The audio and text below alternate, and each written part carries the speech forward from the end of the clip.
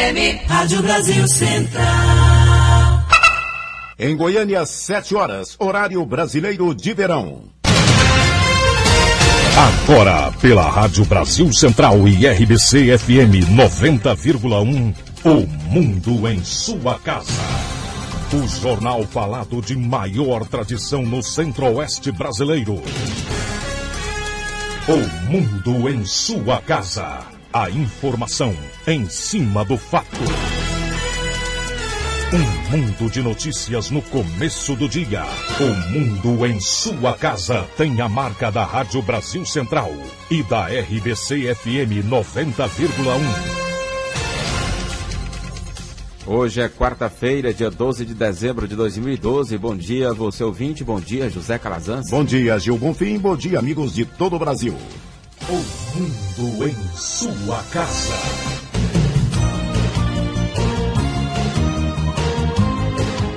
Confira os destaques do Mundo em Sua Casa de hoje.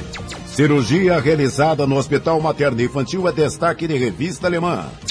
Carlinhos Cachoeira deixa a prisão e promete falar. Helicóptero de empresa do senador Wilder Moraes cai em Goiânia. Rapaz morre após ser atingido por tiro acidental. Lula diz que denúncia de Marcos Valério é mentira. Oposição quer levar Marcos Valério ao Congresso. FGTS terá 60 bilhões de reais para investimentos em habitação em 2013. E as notícias do esporte. Esses e outros assuntos a partir de agora, aqui no Mundo em Sua Casa. Agora são 7h02. O Mundo em Sua Casa. Tempo e temperatura. A previsão do tempo para hoje em Goiânia é de céu nublado, encoberto com pancadas de chuva e trovoadas isoladas. A temperatura máxima pode chegar aos 26 graus. Umidade relativa do ar fica entre 95% e 55%. Neste momento, os termômetros marcam 22 graus em Goiânia. O Mundo em Sua Casa também é transmitido pela 101,5 FM de Iporá. O Mundo em Sua Casa. Manchetes dos jornais brasileiros. O Globo, ecos do mensalão. Dilma reage a Marcos Valério e defende Lula. O estado de São Paulo, Banco do Brasil arrecadava para PT, diz Valério. Correio Brasiliense, Distrito Federal tem 17 cidades com terras ilegais. Valor econômico, fundos e dívidas atreladas à Selic compensam novo ICMS. Estado de Minas, governo fica com até 78% de seu Natal. Impostos embutidos no preço dos produtos encarecem a ceia e os presentes. Jornal do Comércio, Valério joga Lula no centro do mensalão. 0 hora, novas denúncias elevam a pressão contra Lula. Brasil Econômico, estados menores rejeitam plano para acabar com a guerra fiscal. O Popular, Cachoeira sai da cadeia, ameaça PT e diz que vai falar. Destaque do Jornal Diário da Manhã, rasteiras da idade, 15% dos idosos tombam uma vez por ano em casa. 7 horas, 3 minutos. Mesmo quando não está chovendo, o mosquito da dengue continua transmitindo a doença. Então faça chuva ou faça sol, o combate não pode parar. Toda semana tire 10 minutos para fazer a sua parte. Elimine a água parada, deixe caixa d'água bem tampada e nada de garrafas ou pneus dando sopa para o mosquito. Se você ficar parado, o tempo pode ficar feio, porque a dengue mata. Secretaria de Saúde, SUS e Governo de Goiás. O Mundo em Sua Casa. A política em Goiás. O deputado Jardel Seba será diplomado prefeito de Catalão na próxima segunda-feira, às 8h. No sábado, o Tucano comanda festa na cidade para comemorar a vitória eleitoral. E a pedido do governador Marconi Perillo, o projeto de lei que trata do aumento de taxas nos serviços prestados pela agrodefesa foi retirado de pauta de votação da Assembleia Legislativa. Nesta terça-feira, o governador Marconi Perillo chamou para uma conversa os segmentos do setor agropecuário, representados pela FAEG e SGPA, os deputados da Frente Parlamentar da Agricultura e do Agronegócio, a fim de discutirem o item G do projeto de lei número 188. O item tratava do aumento das taxas de serviços prestados pela Agrodefesa. Os produtores não concordavam com o aumento de taxas e a criação de novos encargos propostos no projeto. Alguns aumentos superavam o índice de 200%. O item G do projeto de lei seria votado em plenário na Assembleia Legislativa ontem à tarde, mas foi retirado da pauta diante da grande mobilização de entidades e produtores rurais. O líder do governo na Assembleia, deputado Hélio de Souza, foi quem deu a notícia para os presentes no local. Foi demonstrado e foi solicitado pelos representantes tanto da Frente Parlamentar do Agronegócio como também dos segmentos que diz respeito à agricultura e à pecuária, é que eles gostariam de ter mais tempo para discutir, para buscar inclusive a criação de um fundo e, portanto, atendendo a esse anseio, o governador entendeu que é importante que se tenha um diálogo, se tenha um entendimento e, se ocorrer um entendimento, a matéria voltará a essa casa. O presidente da FAEG, Federação da Agricultura e Pecuária de Goiás, José Mário Schreiner, disse que prevaleceu o diálogo com o governador Marconi Perillo. Mais do que discutir aumentos de taxas e novas taxas, será preciso debater um projeto estruturante para o setor agropecuário. Nós temos 80 mil famílias que vivem em iminente risco de pobreza, de miséria no meio rural. E muitas vezes elas não são vistas, ninguém consegue enxergar elas, a não ser aqueles que militam no setor. Então, portanto, um projeto estruturante que visa estar levando assistência técnica, está levando orientação técnica, desenvolvermos a pesquisa agropecuária, desenvolvermos melhor a capacitação e a qualificação no meio rural, fazemos o marketing do nosso produto, criarmos uma contrapartida estadual para o seguro rural, é extremamente importante. São Paulo já tem isso. Os deputados da Frente Parlamentar do Agronegócio entendem que os produtores rurais em cada município goiano devem opinar sobre o projeto de lei até fevereiro, quando deverá voltar reformulado para o plenário da Assembleia Legislativa de Goiás. Jânio Rodrigues para o Sistema Brasil Central de Rádio. Agora são 7h07. Câmara Municipal de Goiânia tem sessões extras para votar 7 projetos em caráter de urgência.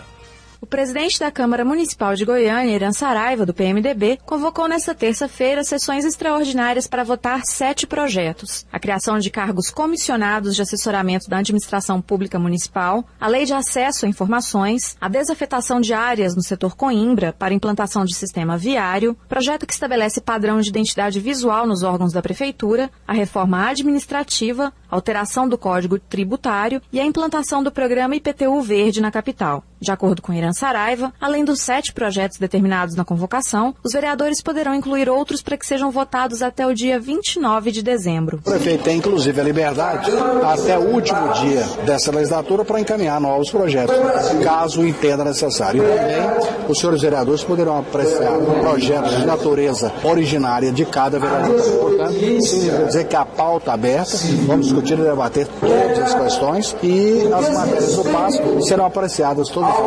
Os projetos da Prefeitura que criam cargos comissionados e a reforma administrativa nem começaram a ser discutidos em plenário e já geram polêmica entre os vereadores. Elias Vaz, do PSOL, afirma que haverá aumento de gastos com as novas secretarias e destaca que não há especificação sobre cargos comissionados excluídos. Com relação à questão da criação dos cargos, é preciso que haja expresso na lei que está criando os cargos comissionados, está dizendo que cria, que revogue os cargos antigos, né? Isso tem que ficar expresso.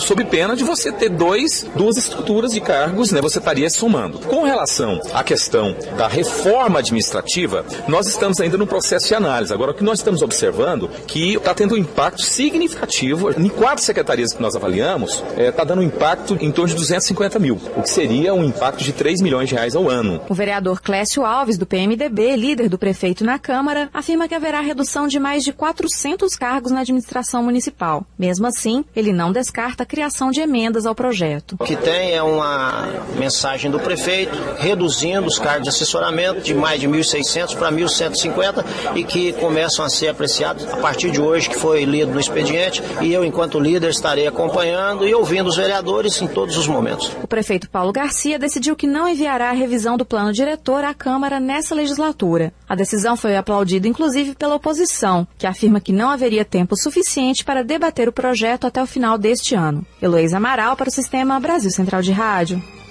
Em Goiânia, 7h09. Carlinhos Cachoeira deixa a prisão e promete fazer revelações sobre o envolvimento do PT com a construtora Delta. Já passava das 6h30 da noite quando Carlinhos Cachoeira, acompanhado do advogado Nabor Bulhões, deixou o complexo prisional de Aparecida de Goiânia, beneficiado por um habeas corpus concedido pelo desembargador Tourinho Neto, do Tribunal Regional Federal da Primeira Região. Ao sair da cadeia, Carlinhos Cachoeira, em tom de desabafo, ameaçou. O que fizeram aí foi um estupro. Descobriram o Garganta Profunda de Watergate. E depois eu vou falar aqui que é o Garganta Profunda de Watergate. Eu posso falar que é do PT. Cachoeira disse que nesta quarta-feira, com autorização do advogado, vai falar com a imprensa. Eu vou pedir pro meu advogado, doutor Nabor, para me liberar para que fale. Amanhã tem a coisa da CPI também, né? O relatório final. E vou falar também de alguns personagens que a Delta tem diretamente participado na vida deles, que hoje estão na CPI. E fazendo um relatório totalmente sem escrúpulo nenhum, que tira jornalista, põe pessoa física, tira pessoa física, e pede indiciamento, porque eles não podem indiciar ninguém. O PT sabe que eu sou o Garganta Profunda do PT. Da prisão, Carlinhos Cachoeira seguiu diretamente para a casa dele, uma residência num condomínio de luxo em Goiânia. Desta vez, Carlinhos Cachoeira ficou preso por 5 dias. Fábio Maurício para o Sistema Brasil Central de Rádio. E ainda ontem, o Ministério Público Federal pediu sequestro de alguns bens dos envolvidos na Operação Monte Carlo. O procurador da República, Daniel Rezende Salgado, entrou nesta terça-feira com uma medida judicial chamada de embargo declaratório, solicitando que seja decretado o sequestro dos bens dos condenados e dos envolvidos na Operação Monte Carlo. Nós pedimos o sequestro de determinados bens que, no nosso entendimento, teriam sido adquiridos com proveito das infrações penais. O juiz ele reconhece que essa organização criminosa existe há mais de 15 anos, que os objetivos dessa organização criminosa um deles era amealhar recursos, ou seja, acumular recursos financeiros. Nós pedimos o sequestro dos bens que possivelmente poderiam ter sido adquiridos com proveito das infrações penais a que foram condenados, mas o juiz ele não vem a decretar o perdimento desses bens. Nós pedimos ao magistrado, portanto, que venha a decretar o perdimento dos bens que teriam sido adquiridos com proveito da infração. Daniel Rezende detalha o que o Ministério Público quer que seja bloqueado pela Justiça. O que nós pedimos como sequestro foram casas, apartamentos, veículos, automóveis, há algumas fazendas e há uma ou outra aeronave. Também nós pedimos o sequestro de algumas cotas sociais de algumas empresas e de valores que também haviam sido depositados em determinadas contas. Isso tudo foi avaliado no total, mais ou menos, temos um valor mais ou menos de 100 milhões de reais, mais relacionados a todas aquelas pessoas que foram denunciadas pelo Ministério Público Federal. Este novo pedido do Ministério Público Federal foi feito ao mesmo tempo em que Carlinhos Cachoeira deixava a prisão. Fábio Maurício para o Sistema Brasil Central de Rádio. Horário brasileiro de verão, 7h13. Oposição critica o orçamento enviado pela Prefeitura para 2013 e pode atrasar a votação de matéria na Câmara de Goiânia. O vereador Cimeison Silveira, do PSC, criticou nesta terça-feira a lei orçamentária enviada pela Prefeitura à Câmara Municipal de Goiânia. Segundo ele, o prefeito Paulo Garcia estabeleceu recursos para secretarias que serão extintas e não para as que serão criadas ou desmembradas. Nós não podemos votar esse orçamento para 2013 da forma como chegou na Câmara. Um exemplo claro, a Secretaria de Turismo e a Secretaria de Desenvolvimento, elas já foram desmembradas, são secretarias distintas. E a forma como a Prefeitura mandou para a Câmara é como se elas ainda fossem juntas. A CETURD, ela não existe mais.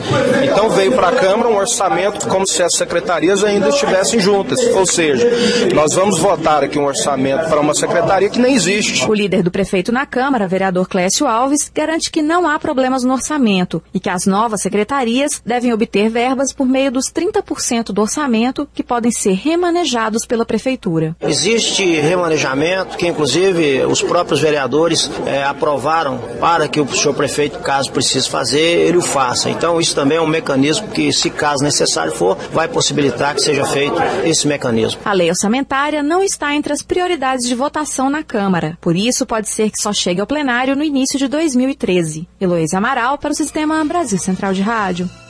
7h15. O mundo em sua casa. Oi, amigo, tudo bem com você? Tudo bem sim, e você? Tô muito feliz, comprei um carrinho novo, você quer ver? Uau, quero! Onde a gente se encontra? Na porta da escola? Pode ser. Depois da aula? Pode ser. Se quiser eu te empresto, você vai adorar. Legal! Não conta pra sua mãe, tá? Pode deixar, até lá. Você sabe com quem seu filho conversa pela internet? Nem ele. Denuncie. Disque 100, Ministério Público de Goiás. Vamos falar de coisa séria. Você sabia que o alcoolismo e a dependência de drogas têm tratamento? A Associação Terapêutica Filadélfia é especialista no combate à dependência química. Aqui você encontra profissionais especializados e ambiente confortável, que inclui quarto, área de jogos, piscina e muito mais. Nós oferecemos todo o apoio para um tratamento eficaz e sigiloso. Mude de vida, liberte-se do álcool e das drogas. Ligue 3565-6367 e 8266-5209. Associação Terapêutica Filadélfia. O mundo em sua casa. Política Nacional. Em duas publicações em seu blog, o presidente licenciado do PTB, Roberto Jefferson, chamou Marcos Valério de canalha e disse que a credibilidade do operador do Mensalão é zero. Condenado a 7 anos e 14 dias por ter recebido dinheiro do esquema do Mensalão, Jefferson comentou o depoimento de Valério ao Ministério Público revelado pelo jornal O Estado de São Paulo na edição de ontem. De acordo com o depoimento de Marcos Valério prestado ao Ministério Público Federal, foram feitos 2 repasses a Lula em 2003 para cuidar de suas despesas pessoais. Um deles teria sido no valor de R$100 mil. Freud Godoy, um dos protagonistas do escândalo dos aloprados, teria recebido dinheiro para o ex-presidente. Ele era considerado faz-tudo de Lula. Ainda segundo Valério, os empréstimos considerados fraudulentos pelo STF, pagos pelo Banco Rural no esquema do Mensalão, teriam sido concedidos com o consentimento de Lula. Segundo Marcos Valério, em reunião no Palácio do Planalto, o plano foi acertado entre ele próprio, José Dirceu, Delúbio Soares e Lula. O ex-presidente teria dito ok. Num primeiro momento, houve a autorização para R$10 milhões, em outra oportunidade, R$12 milhões. Os empréstimos do BMG, ainda sob julgamento em primeira instância, também teriam sido aprovados pelo ex-presidente. Valério afirma ainda que o PT desembolsou cerca de R$4 milhões para bancar seus advogados no processo do Mensalão. Marcelo Leonardo, advogado de Valério, assina a transcrição escrita da fala de Valério para o Ministério Público. E Marcos Valério diz que Humberto Costa recebeu recursos do Mensalão. O publicitário Marcos Valério disse em depoimento que o senador Humberto Costa, do PT de Pernambuco, foi um dos beneficiários do esquema do Mensalão. As informações são do jornal O Estado de São Paulo. Segundo o jornal, em depoimento no dia 24 de setembro à Procuradoria-Geral da República, Valério declarou que passou dinheiro para a campanha de Costa, para o governo de Pernambuco, em 2002. O valor repassado para o petista por meio de sua tesoureira de campanha, Eristela Feitosa, seria de mais de R$500 mil. O atual senador negou a informação. O petista disse que todas as contas de suas campanhas eleitorais foram aprovadas pelo Tribunal Regional Eleitoral e que não há qualquer referência a seu nome no relatório da CPI dos Correios, nem a ação penal 470 em julgamento pelo STF. Esse é um assunto requentado. Em 2005 esse assunto foi colocado, chegou a ser abordado pela CPI dos Correios e não há qualquer citação nem no relatório final da CPI dos Correios e nem no processo que está no Supremo Tribunal Federal de qualquer repasse de recurso ilegal para as minhas campanhas. Já o líder do PSDB no Senado, Álvaro Dias do Paraná, vai propor a apresentação de requerimento pedindo a convocação do empresário Marcos Valério, apontado como operador do Mensalão. O objetivo é fazer com que Valério apresente mais detalhes do teor de depoimento sigiloso dado por ele ao Ministério Público Federal em setembro deste ano. Uma representação nova, assinada pelos presidentes do PSDB e do DEM e pelos líderes na Câmara e no Senado. E um requerimento que convida Marcos Valério para depor no Senado Federal e também na Câmara dos Deputados. O envolvimento é denunciado desde 2005, do ex-presidente. É claro que há uma blindagem monumental que protege o ex-presidente, mas esses fatos são relevantes, denúncias da maior gravidade apresentadas pelo Marcos Valério e consta que há documentos comprovando a veracidade das denúncias. Então é óbvio que nós temos que esperar providências. Ainda segundo o jornal Estado de São Paulo, Valério afirmou que o ex-presidente Lula deu aval para os empréstimos a deputados da base aliada, o que teria sido feito na presença do ex-ministro José Dirceu e do ex-tesoureiro do PT, Delúbio Soares. De Brasília, Ronaldo Berwanger.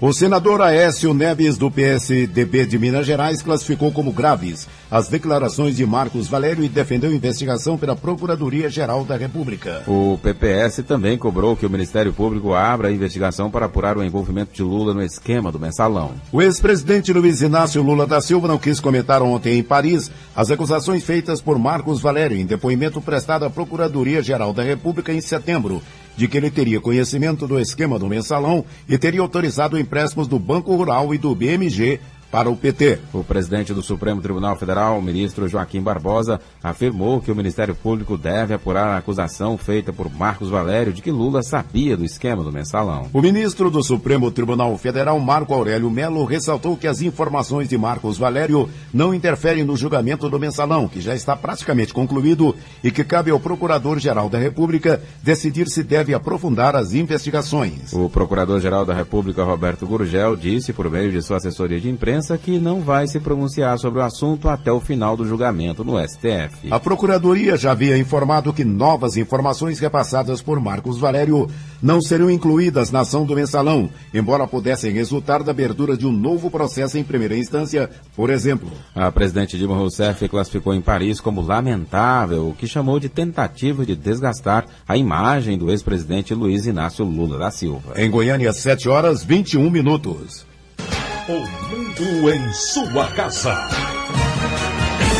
Se a sua empresa busca reconhecimento, anuncie em uma emissora de credibilidade. Rádio Brasil Central 1270, AM, ondas curtas e tropicais. A certeza de resultado. Qualidade com alcance em todo o território nacional. Ligue 3201-7686. Rádio Brasil Central. Comunicando com o mundo. O mundo em sua casa. Um mundo de notícias no começo do dia.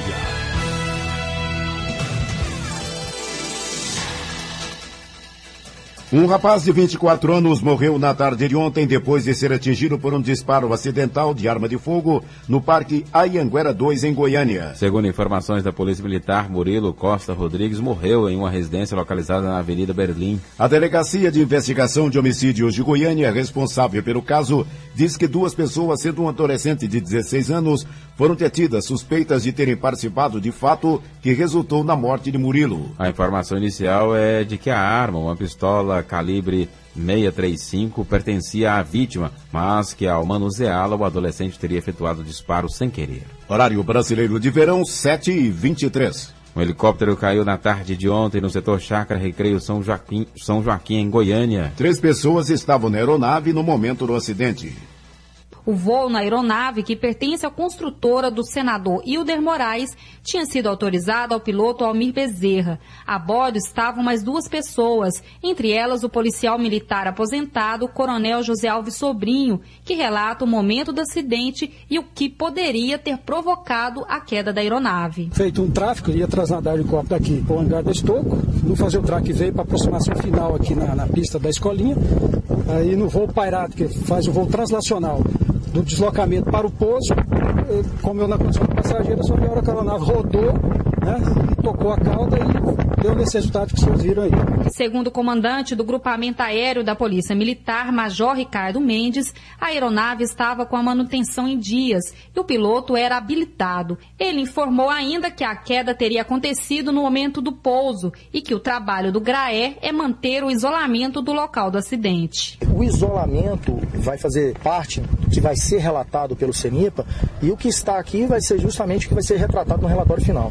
Então, Então a preservação do local é importante para isso, para se manter o local seguro e vai retratar com fidelidade o que aconteceu no acidente. Ainda de acordo com informações do GRAER, na aeronave estavam 3 pessoas, nenhuma ficou ferida. Houve apenas danos materiais. Técnicos do Centro de Investigações e Prevenções de Acidentes Aeronáuticos, o CENIPA, vão investigar as causas do acidente. Fernando Oliveira para o Sistema Brasil Central de Rádio.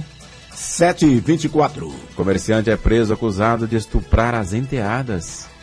Foi somente após uma das vítimas de 17 anos contar ao namorado que a polícia identificou e prendeu o comerciante Marco Antônio Pereira da Silva, de 38 anos.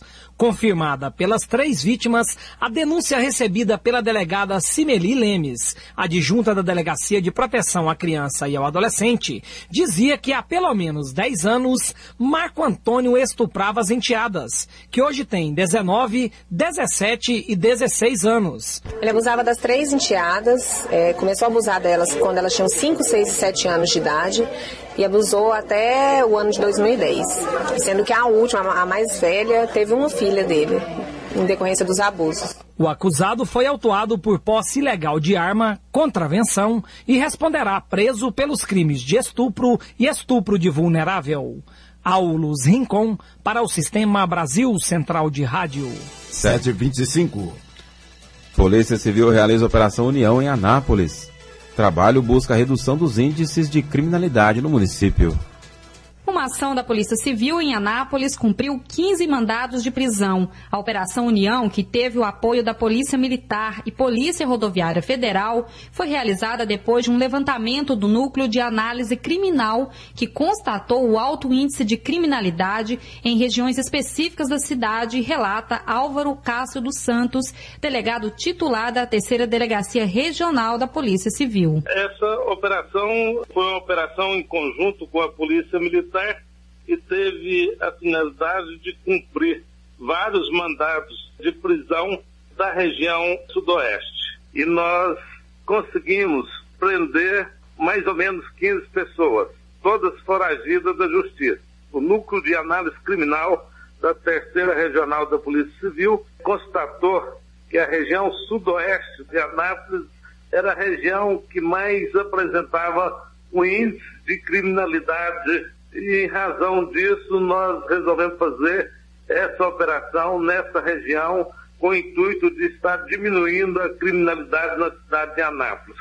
Mais precisamente no que diz respeito a crime de homicídio. Esse trabalho deve continuar? Esse trabalho deve continuar, vai ser uma constância na região aqui de Anápolis. O trabalho busca reduzir a criminalidade na região. Para o trabalho foram selecionados mandados de prisão em aberto referentes a crimes como furto, roubo, estupro e homicídio. Mais de 60 agentes participaram da operação. Fernando Oliveira para o Sistema Brasil Central de Rádio. 7h28. A Polícia Militar alerta para incidência de roubo a residências na ausência do morador. Comunicar aos vizinhos pode ser uma boa alternativa para minimizar o problema. Muito comum nessa época do ano, os arrombamentos acontecem a qualquer hora do dia, enquanto o proprietário viaja ou comemora as festas natalinas com a família. Quando chega em casa, o prejuízo é grande. Para dificultar a ação de ladrões, a Polícia Militar reforça a importância de compartilhar a saída prolongada aos vizinhos mais próximos e deixar os contatos para qualquer eventualidade, conforme explica o comandante do 1º Batalhão da Polícia Militar, Major Eudecílio da Silva. Chegue com um vizinho que você conheça, alguém da sua confiança, e peça a ele que olha a sua casa, diga para ele, eu vou estar viajando, vou ficar 2, 5, 10 dias fora. Peça a ele que qualquer problema, acione a Polícia Militar. Porque nós temos casos e exemplos reais de que os vizinhos viram que a casa estava sendo arrombada, mas aí você pergunta, não sabia se era eles ou não. Houve casos até de um meliante encostar um caminhão de mudanças e levar grande parte dos móveis, aí o vizinho não sabe se aquela pessoa está ou não mudando. Portanto, a vizinhança solidária é uma das melhores formas de segurança que nós estamos orientando hoje em dia para as pessoas que vão estar viajando, para as pessoas que vão estar saindo da sua casa. O major orienta ainda que na falta de um vizinho solidário, deixar a luz acesa durante o dia é a maior prova de que não há nenhuma vigilância por perto, chamando a atenção de criminosos. Tem alguns detalhes que as pessoas fazem que exterioriza, que o bandido passa e percebe que aquela aquela casa está vazia. Uma delas é essa questão mesmo do cadeado, de evitar deixar o cadeado do lado externo, onde as pessoas veem facilmente que o cadeado foi trancado já com a pessoa saindo. Outra dica que nós orientamos as pessoas a não fazerem é evitar deixar a lâmpada da área acesa. As pessoas têm aquela tendência de deixar, porque vai clarear à noite, mas alguém passa durante o dia e percebe que aquela lâmpada está acesa. Isso também é indício de que o imóvel não tem ninguém. Um terceiro ponto que é importante as pessoas estarem observando é a questão de caixa de correio. Quando se viaja, peça alguém que vá ali na sua casa e esteja retirando as correspondências da sua caixa de correio, porque uma caixa de correio cheia indica que não tem ninguém na casa. Outra dica de segurança é estar sempre alerta na saída e na chegada para a aproximação de pessoas, veículos ou motos. Segundo a polícia, muitos bandidos aproveitam quando a família abre o portão para fazer reféns e levar tudo que interessa. Ao perceber qualquer movimentação suspeita, o melhor é se afastar e chamar a polícia pelo 190. Márcia Alves para o Sistema Brasil Central de Rádio. E ainda nesta edição nós vamos saber sobre operações da Polícia Militar que visam garantir a segurança neste final de ano. É daqui a pouquinho. 7h31. Prefeito é indiciado por usar máquinas da Getop para uso particular. Acusado de provocar um prejuízo superior a R$1 milhão pelo uso indevido de máquinas da Getop, o prefeito de Itapaci, Francisco Olizete Agra, foi indiciado pela Polícia Civil e, caso seja condenado, será obrigado a pagar pelos danos. Além de indiciá-lo, os policiais conseguiram recuperar 5 máquinas da agência que eram utilizadas para atividades particulares e há mais de 1 ano e meio estavam sendo escondidas pelo prefeito. Relata o adjunto da Delegacia Estadual de Repressão a Crimes contra a Administração Pública, delegado Marco Antônio Morbeck. Segundo o registro da ocorrência feita pela assessoria jurídica da Getop, desde janeiro de 2011 ele está na posse dessas máquinas, né? E ele teria um prazo aí até abril para devolução, né? Abril daquele ano e, ou seja, mais de ano, quase 2 anos ele está de posse dessas máquinas aí e praticamente fazendo só serviço particular lá no município. A Getop já conseguiu reaver essas máquinas? Ontem nós tivemos lá em cumprimento um mandado de busca expedido pelo Tribunal de Justiça, pela segunda Câmara Criminal aqui do Tribunal de Justiça e conseguimos localizar as 5 máquinas que estariam em poder lá do prefeito. E nesse sentido aí, tendo em vista aí a questão de logística, da gente não poder ter como condições de trazer essas máquinas, ficou a cargo da Getop disponibilizar todo o equipamento necessário aí já para buscar algumas máquinas, inclusive que estão sucateadas lá na zona rural, onde elas estavam prestando esse serviço. O interrogatório do prefeito está previsto para acontecer na próxima semana, em data a ser confirmada. Aulus Rincon, para o Sistema Brasil Central de Rádio. 7h32. A cirurgia de separação das gêmeas siamesas Luana e Luísa, realizada pela equipe do Hospital Materno Infantil em 2009, foi destaque da revista alemã Closer. A publicação estrangeira retomou a história da separação das crianças do Recife, realizada pela equipe goiana, sob a condução do cirurgião pediátrico Zacarias Calil. Enquanto ao redor do mundo a taxa de sobrevida dos siameses que passam pela separação varia de 10% a 20%, em Goiás este índice ultrapassa os 50%. A administração do terminal rodoviário espera fluxo de 1 milhão de pessoas no terminal rodoviário de Goiânia nesse período de Natal. Movimento na rodoviária neste período de Natal deve aumentar em 80% e somar 400 mil passageiros até 25 de dezembro. Os locais mais procurados no estado são Anápolis, Aruanã e Caldas Novas. Para outras cidades do Brasil são Belo Horizonte, Brasília, Rio de Janeiro e São Paulo. O gerente-geral do Terminal Rodoviário de Goiânia, Danilo Aquino, fala da expectativa do aumento de demanda no local, que espera fluxo de 1 milhão de pessoas. De 5 a 25 de dezembro, a gente está aguardando um aumento de 80% no fluxo e na procura por passagem dentro do terminal rodoviário.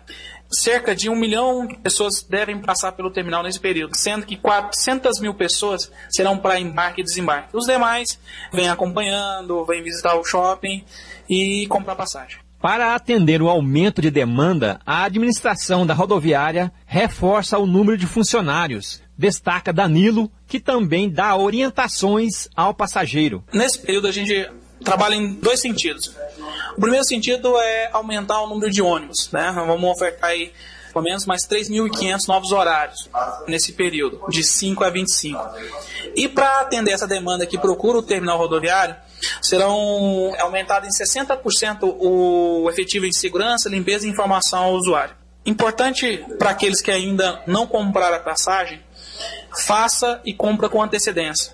Para aqueles que já compraram a passagem, chegue com pelo menos 1 hora de antecedência, trazendo seus documentos pessoais e fique sempre próximo das suas bagagens. Para mais informações, como roteiros, preços de passagens e quaisquer dúvidas, o usuário pode acessar o site www.rodoviariadegoiania.com.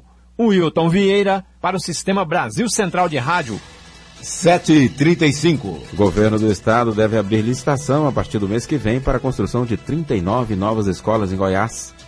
O governo federal já repassou 20% do montante destinado a investimentos na educação em Goiás. Os 35 milhões de reais vão garantir a construção de escolas e de quadras de esportes. De acordo com o superintendente de programas educacionais especiais da Secretaria Estadual de Educação, José Frederico Lira Neto, o processo de licitação para iniciar as obras está previsto para janeiro. As novas 39 escolas serão construídas em várias cidades do estado. Algumas serão destinadas ao ensino integral. O superintendente informa que a prioridade será a região do entorno de Brasília. O governo acredita que a gente deve dar mais atenção para as áreas mais vulneráveis. E o que nós percebemos, é claro que todo mundo precisa de suporte, mas os indicadores de desempenho do entorno de Brasília, eles demonstram que lá é uma das áreas de maior dificuldade. Isso é natural, de certa forma, porque lá é uma área cuja condição socioeconômica das famílias é mais baixa, é uma área que tem muita mobilidade, é uma área que ainda está se estabelecendo. Então o governo, tanto o governo federal como o governo de Goiás, acham justo que a gente foque no entorno para que a gente consiga diminuir um pouco essa desigualdade que o nosso sistema tem. Então a ideia é dar uma atenção especial para as áreas que são mais vulneráveis e o entorno de Brasília, com certeza, faz parte dessas áreas. O superintendente da Secretaria Estadual de Educação, José Frederico Neto, garante que com o primeiro repasse da verba federal de 35 milhões de reais, será possível iniciar a construção das 39 escolas. Karine Pinheiro para o Sistema Brasil Central de Rádio. Agora são 7h37. Organização das Voluntárias de Goiás entrega certificados a alunos de 2 de suas escolas profissionais.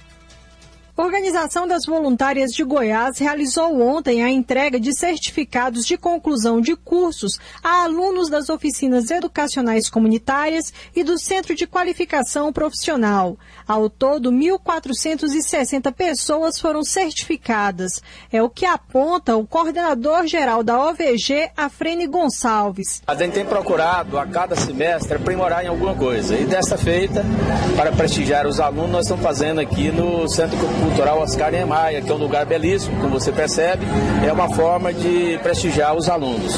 É bom destacar que com esses quase 1.500 que estão aqui, que ao todo são quase 2.000, nós ultrapassamos a marca dos 3.000 formandos ou de pessoas qualificadas neste ano, superando o do ano passado.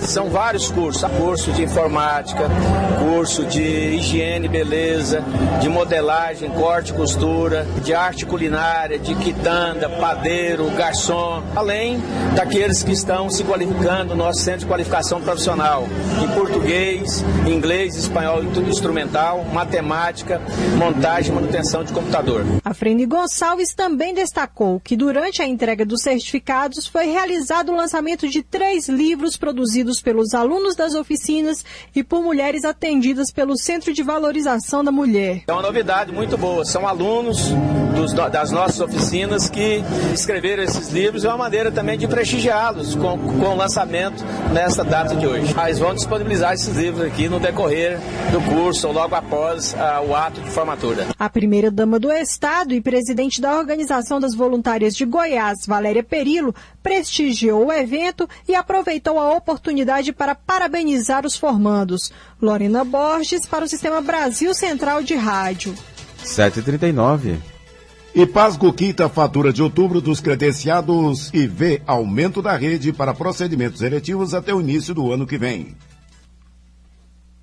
O IPASGO já concluiu o pagamento das faturas dos prestadores de serviço pessoa física relativos ao mês de outubro, totalizando 12 milhões e meio de reais. Até a próxima sexta-feira, o Instituto espera pagar todos os estabelecimentos credenciados com o repasse de 52 milhões de reais. De acordo com o presidente do IPASGO, Francisco Taveira Neto, o Instituto, que atrasava até 6 meses, agora faz o pagamento em dia, em prazo inferior ao que é praticado por outros planos de saúde. Contratualmente, o Instituto conta com o prazo de 60 dias, que é o prazo que o prestador tem para apresentar a fatura. Nossa auditoria examina caso a caso para saber se está tendo algum item indevidamente incluído nessas faturas, é a chamada glosa. Procedidas essas glosas, é oportunizado ao prestador mais uma manifestação, que ele pode contestar essas glosas, e aí, ao final e ao cabo, o IPASGO, então, realiza o pagamento depois de receber a nota fiscal e proceder à liquidação da despesa. Esse passo complexo demanda, contratualmente, de ter um prazo de 60 dias para fazer. Entre o protocolo da fatura e o pagamento, na pessoa física, nós chegamos a pagar com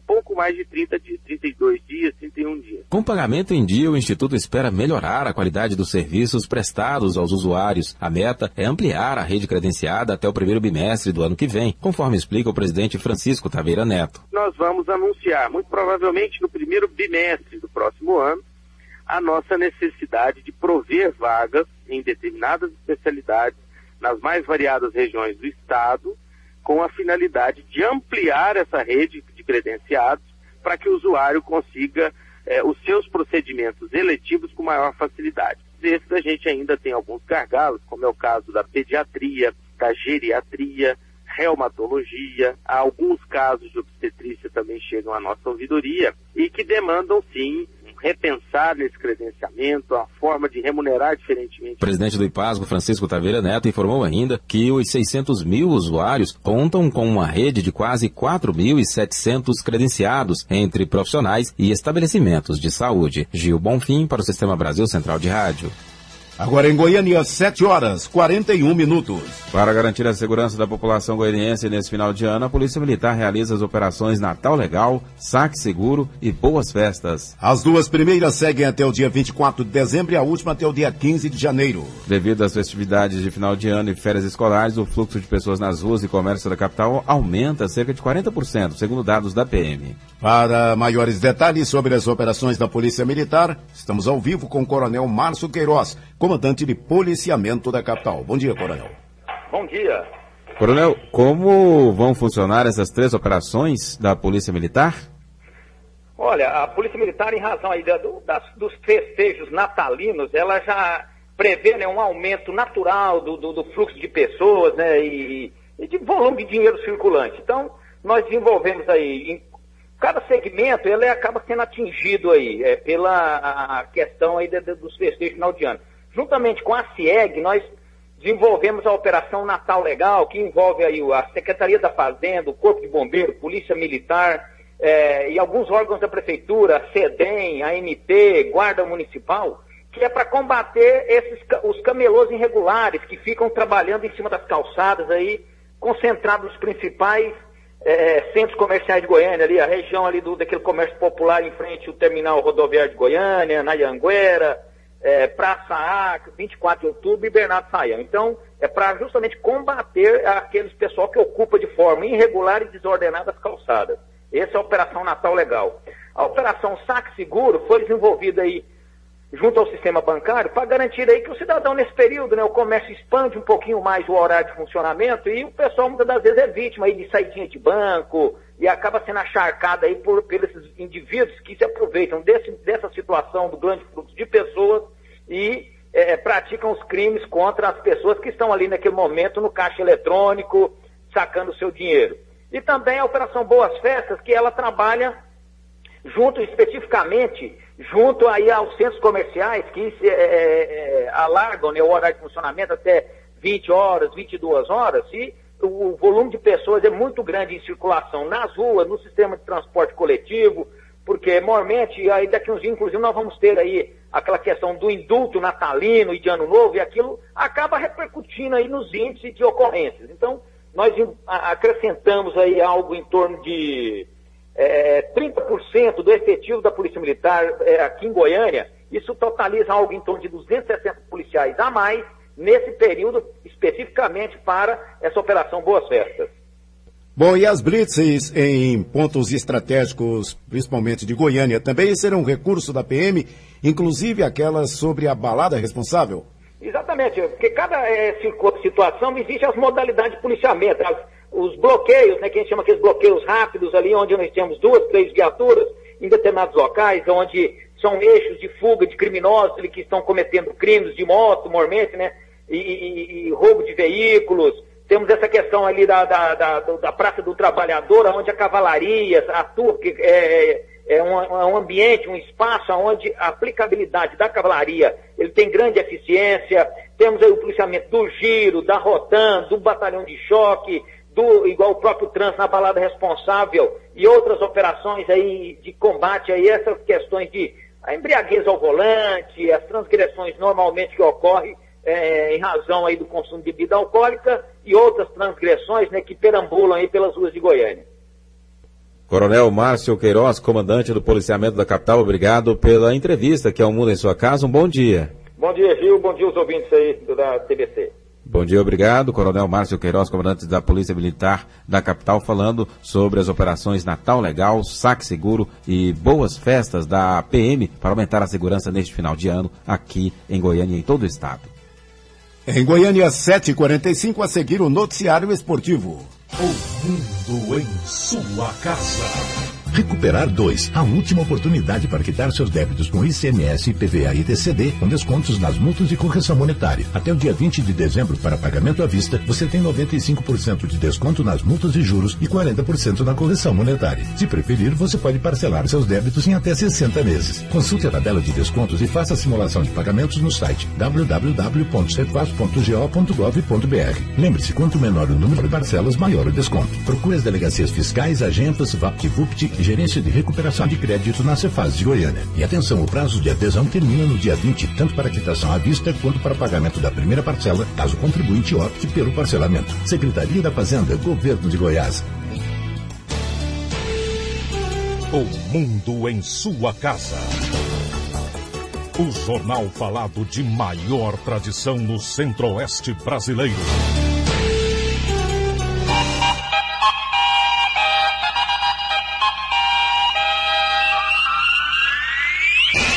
O mundo em sua casa. Esporte. Acaba logo mais às 8h30 desta quarta-feira a longa espera do Corinthians para a estreia no Mundial. Após meses de um campeonato brasileiro no qual claramente não tinha os maiores objetivos, o time do Parque São Jorge enfim entrará em campo no Japão. O adversário no Toyota Stadium é o egípcio Al Ahly. Os campeões africanos tiveram problemas no sistema defensivo, mas mostraram velocidade para derrotar o japonês Sanfrecce Hiroshima por 2-1 e avançar às semifinais da competição. No primeiro título mundial em 2000, o Corinthians teve pela frente um time africano, que pode ser um sinal de sorte. No dia 5 de janeiro, o Corinthians derrotou o Raja Casablanca no Marrocos por 2-0 no estádio do Morumbi. Luizão e Fábio Luciano marcaram os gols da vitória. Voltando ao jogo de logo mais 8h30, outro fato que anima o Corinthians nesta quarta é a presença da torcida. O número exato ainda é incógnita, mas a especulação é de que cerca de 30 mil torcedores fiéis estejam no estádio nesta quarta-feira para apoiar o Timão, o número recorde que deixou a FIFA assustada nos primeiros dias. O jogador Adriano fez um acordo na audiência realizada na tarde de ontem com a jovem Adriene Cirilo Pinto, que teve a mão ferida por um tiro disparado dentro do carro do atleta em dezembro do ano passado. Pelo acordo, Adriano se comprometeu a pagar em 48 horas R$110 mil, dos quais 50 mil serão destinados a quitar a dívida com o hospital responsável pelo atendimento médico-hospitalar de Adriene. Os outros R$60 mil vão para a vítima como forma de reparação por danos morais e físicos. 7h48. Taça de campeão da Série B exposta no Palácio das Esmeraldas. O Goiás se sagrou campeão da Série B do Brasileiro no dia 24 de novembro. E até agora, em quase 20 dias, nenhuma contratação foi anunciada para a próxima temporada. Alguns jogadores estão em negociação. O zagueiro Rodrigo, de 32 anos, que esteve no Vitória, está apalavrado e vem a Goiânia nos próximos dias para assinar contrato. Mas, aos poucos, alguns jogadores importantes vão garantindo sua permanência para a próxima temporada. O goleiro Arley, após quase 20 dias, finalmente renovou por mais 2 temporadas com o Goiás. Segundo o presidente João Bosco Luz, ontem, em solenidade no Palácio das Esmeraldas, quando o Goiás apresentou o troféu de campeão da Série B para o governador Marconi Perillo e coloca o troféu em exposição para o público no Palácio das Esmeraldas, o presidente João Bosco Luz garantiu: na hora certa, o Goiás vai anunciar os jogadores. Não vai anunciar jogadores que ainda não assinaram. Por isso, o Goiás só deve anunciar oficialmente contratações a partir da próxima semana. Vinícius Silva para o Sistema Brasil Central de Rádio. 7h50. Atlético tenta a contratação de lateral do Paraná Clube. O diretor de futebol do Atlético, Adson Batista, confirmou o interesse no lateral direito Paulo Henrique, jogador de 23 anos, que disputou o último Campeonato Brasileiro pelo Paraná Clube. A imprensa de Curitiba confirma que o jogador está trocando o Paraná pelo Atlético Goianiense. Só que Adson Batista está sendo cauteloso nestas informações, ou pelo menos nas confirmações de contratações. É que neste sábado acontece a aclamação da diretoria executiva. Somente então a divulgação dos primeiros reforços para 2013. Humberto Castro para o Sistema Brasil Central de Rádio. 7h51. A torcida do São Paulo não comemora um título desde o Campeonato Brasileiro de 2008. Hoje há uma grande chance do jejum terminar. No Morumbi, completamente tomado, com quase 70 mil ingressos já vendidos, o São Paulo decide a Copa Sul-Americana contra o Tigre da Argentina. Para levantar o troféu na última partida de Lucas, com a camisa 7 tricolor, marcada para as 21h50 de Brasília, a equipe tricolor depende de vitória simples após ter empatado em 0-0 no estádio La Bombonera na semana passada. E o Vila Nova pode anunciar mais dispensas e contratações de jogadores durante esta semana. O Vila Nova segue trabalhando após a reapresentação que aconteceu no início dessa semana. Hoje à tarde acontece mais um treinamento. O Vila que se prepara para o início da próxima temporada, o Campeonato Goiano, com a disputa do Goianão, em que o Vila vai enfrentar a equipe do Rio Verde, no sudoeste do estado. A tendência é que o Vila tenha um time forte. Aguardada a reunião com o zagueiro Gilson ontem, porém essa reunião ainda não aconteceu. Não houve uma evolução para que esse jogador assine o contrato. Já o meia Ricardinho, houve uma primeira conversa, mas ainda não é uma resposta oficial diante da situação de permanência ou não desse jogador. Jorginho também não compareceu ao clube e existe um ponto de interrogação para que esse jogador vista novamente a camisa do Vila. Fato é que uma lista de dispensa pode ser anunciada ainda essa semana, como também contratações visando 2013. Eric Maravilha para o Sistema Brasil Central de Rádio. E o ex-jogador Tim foi demitido ontem do Vila Nova pelo grupo de assessoramento que comanda o Vila Nova atualmente. Tim revela que foi comunicado da demissão pelo conselheiro Sebastião Carlos, um dos integrantes do grupo de assessoramento. De acordo com ele, as alegações do dirigente foram a redução da folha de pagamento do clube, também porque o presidente do Conselho Deliberativo, Paulo Diniz, não gostou de declarações dadas por ele após a saída da diretoria de futebol. Às 7h53, do esporte é o que há. O mundo em sua casa. Chega o fim do ano e a vida fica mais iluminada. Mas o que poucos percebem é que a luz mais importante acende é dentro da gente. E como mágica, ela toma as ruas, ganhando e dando vida. Uma luz que nos aproxima, uma luz que transforma, que nos enche de esperança e que nunca se apaga enquanto existirem razões para acreditar. Uma luz que vem do coração, brilha nos olhos e irradia pelos sorrisos. Uma luz que nos faz ser únicos e ao mesmo tempo tão iguais. Faça essa alegria brilhar o ano inteiro. Show de Natal OVG. Venha se emocionar com a decoração especial. Aldeia do Papai Noel. Presépio e cantatas de Natal. Show de Natal na Praça Cívica. O mundo em sua casa. A informação em cima do fato. O PROCON alerta os consumidores em relação às promoções oferecidas por ocasião das compras natalinas. Pesquisa de preços e ofertas e não deixar a escolha do presente para a última hora são algumas das recomendações do órgão. Os cuidados na hora de optar pelo pagamento com cartão ou dinheiro, atenção nos parcelamentos e na política de troca de mercadoria da loja também estão entre os itens focados. O governo federal vai intensificar missões internacionais para incentivar exportações de carne. O Ministério da Agricultura anunciou nesta semana que vai intensificar os contatos com os países importadores da carne brasileira para esclarecer o comunicado feito sobre a ocorrência do agente causador da doença vaca louca. Para evitar restrições a importações brasileiras de carnes, o governo pretende realizar encontros e enviar missões aos principais parceiros comerciais.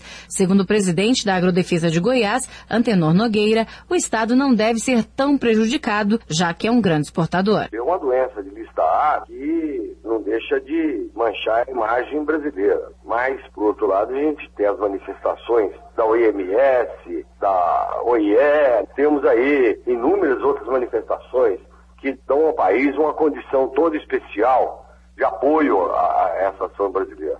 O governo brasileiro também, ele fez o trabalho de casa. Ele acompanhou todo esse trabalho, convocou um grupo de epidemiologistas de renome internacional para que acompanhasse todo esse trabalho, esses exames laboratoriais, e está mais que confirmado que é um caso atípico. Mesmo descartando prejuízos para os produtores de carne de Goiás, Antenor Nogueira afirma que missões ao exterior fazem parte dos planos do Estado para 2013. A gente tem participado de algumas feiras internacionais, feiras de alimentação internacional, que é o mais importante, e acho que, inclusive, é uma ideia que a gente quer levar, a gente está fazendo um trabalho que é levar, que é justamente a participação de Goiás, promovendo seus produtos nessas feiras. Acho que é interessantíssimo, mostrando a qualidade e a eficiência do serviço do Estado. Nesse sentido, que a gente quer, de uma forma bem assim carismática, tentar levar esse nome de Goiás a esse mercado internacional e, logicamente, trazer benefícios para o produtor rural do Estado. Por enquanto, apenas o Japão comunicou a suspensão das importações de carne bovina brasileira por causa da ocorrência da doença da vaca louca. Mas não deve fazer tanta diferença, afinal importa pouco, cerca de 0,17% do que produzimos. Luzene Gomes para o Sistema Brasil Central de Rádio. 7h56. Orçamento do FGTS no ano que vem terá cerca de 60 bilhões de reais para investimentos em habitação, saneamento básico e infraestrutura. De acordo com o governo federal, com essa quantia serão beneficiadas 40 milhões de pessoas. Cerca de 20 mil goianos caem na malha fina da Receita Federal. Antecipar a regularização reduz multas e juros.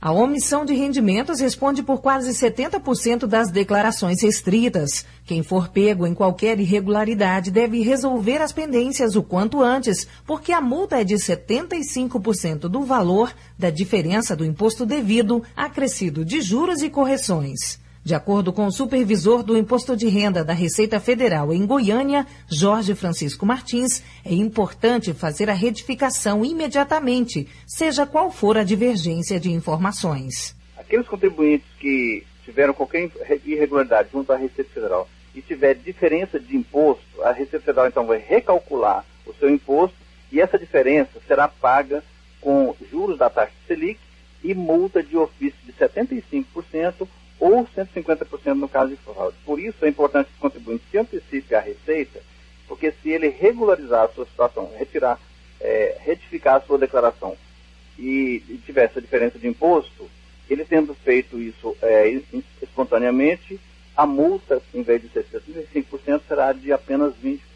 Os contribuintes que não entraram na relação das restituições liberadas neste ano podem verificar no extrato da Declaração do Imposto de Renda Pessoa Física 2012 as eventuais pendências. Para regularizar a situação, basta entrar no portal da Receita e seguir as orientações. Cerca de 20 mil pessoas em Goiás ainda estão na malha fina. Essas pessoas, então, para verificar se estão ou não na malha fina, elas têm que criar um código de acesso na página da Receita, que é receita.fazenda.gov.br.